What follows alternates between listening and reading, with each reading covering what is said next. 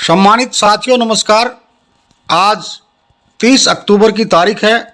कल 31 अक्टूबर की सुबह होगी। यह 31 अक्टूबर सभी देशवासियों को कभी ना भूलने वाली तारीख है।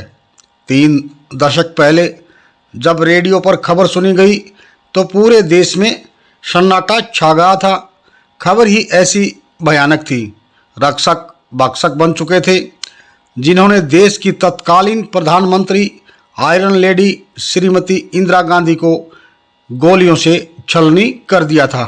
उस समय एक प्रसिद्ध लोक कवि एवं गायक द्वारा लिखी गई हरियाणवी रागनी के बोल मुझे आज भी याद आ रहे हैं कि 31 तारीख साल 84 महीना अक्टूबर का पेश सलीना ताज उतर गया इस भारत के सिर का। इंदिरा प्यारी करके त्यारी बेधड़के तय जाथी, रक्षक ही भक्षक हो जाएंगे या तो मालूम ना थी। जी हाँ, 31 अक्टूबर 1984 को जहाँ पूरे देश में यहाँ तक कि विदेशों में भी मातम छा गया था, वहीं एक 12 वर्ष की बच्ची पर क्या बीती होगी जब उसको यह पता चला कि उसकी दादी को उसी के अंग रक्षकों द्वारा परलोक पहुँचा दिया गया। यह दास्तान आज प्रियंका गांधी वाड्रा ने स्वयं ही छत्तीसगढ़ में आयोजित एक जनसभा को संबोधित करते हुए बताई है। ये दास्तान बड़ी मार्मिक है।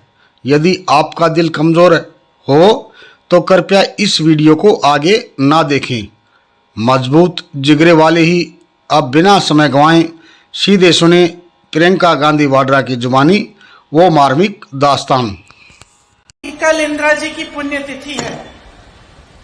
मुझे एक छोटी अपनी बात याद आई।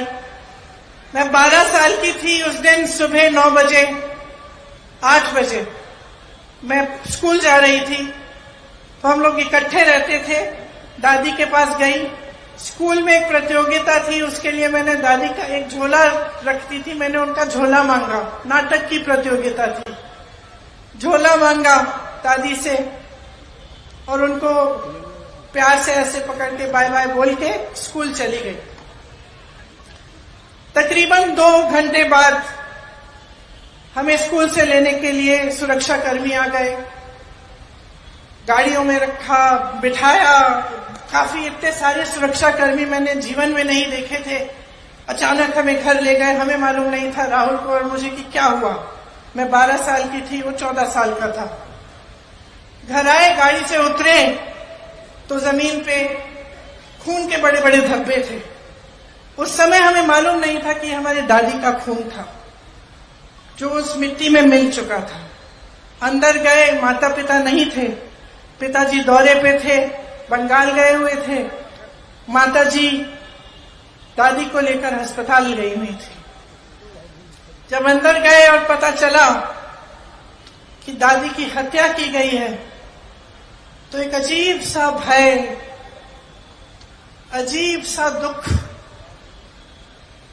मन में जागा और ऐसे लगा कि क्या अगले दिन सुबह हो भी सकती है कि हमारी दादी, जो सिर्फ हमारी दादी नहीं थी लेकिन एक महान शख्सियत थी, क्या उनको इस तरह से कोई खत्म भी कर सकता है और इतनी हिंसा से। और अक्सर मैं सोचती हूं कि इतनी हिंसक घटना घटी हमारे साथ। हमारी दादी मां समान थी हमारे, लेकिन कैसी देशभक्ति की भावना उन्होंने हमारे दिलों में डाली होगी कि 1 सेकंड के लिए, 1 मिनट के लिए हमारी इस देश में आस्था नहीं टूटी। 7 साल बाद, और ये मैं लंबी चौड़ी बात आपको इसलिए बता रही हूं, मैं बताऊंगी क्यों। 7 साल बाद मैं 19 साल की थी। इसी तरह की घटना मेरे पिता के साथ घटती है और मैं अपने पिता का छलनी शरीर, खून से लथपथ शरीर घर लाती हूं। फिर भी मेरी इस देश में आस्था नहीं टूटती, फिर भी देशभक्ति कम नहीं होती, बढ़ती चली जाती।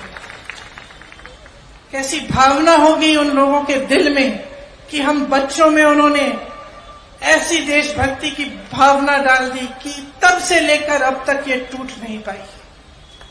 मैं इसलिए ये सारी बातें कह रही हूं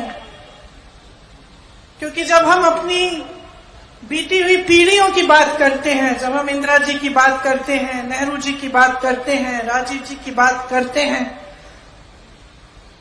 तो हमारी आलोचना करने वाले एकदम से परिवारवाद की बात उठाते हैं।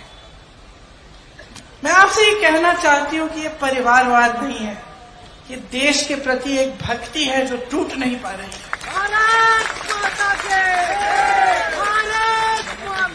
और ये एक श्रद्धा है दिल में आप सबके लिए, आपके लिए जो आप यहां बैठे हैं, मेरी बहनों आपके लिए, मेरे भाइयों आपके लिए, जो इस देश का किसान है उसके लिए, जो दिन रात एक करता है उस खेती के में से कुछ बनाने के लिए, उपज करने के लिए, हमें खिलाने के लिए, जो अन्नदाता है इस देश का, उसके लिए आस्था है। जिसका बेटा जवान बनके सेना पे तैनात होता है हमारे लिए, जो मेरी दादी की तरह, मेरे पिताजी की तरह इस देश के लिए अपनी जान देने के लिए तैयार होता है, उसके प्रति आस्था है। और ये कुछ भी कह लें, कुछ भी कर लें, ये आस्था कभी नहीं तोड़ पाएंगे, ये देशभक्ति कभी नहीं तोड़ पाएंगे।